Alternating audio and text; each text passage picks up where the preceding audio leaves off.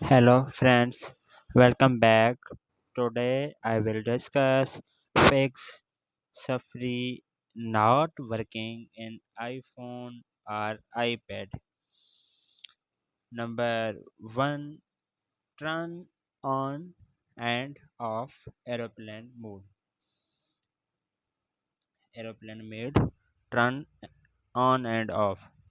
Okay.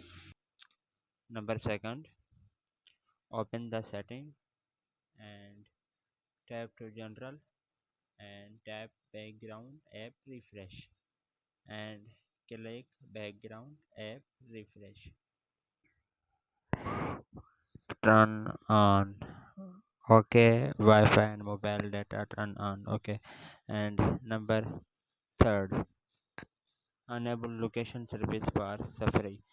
Launch the setting app and go to privacy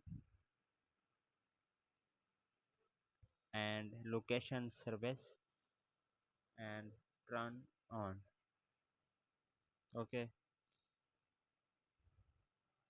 and number 4, update iOS, iPhone or iPad. Go to the setting and go to the general and software update are available. You are update not available, no issue.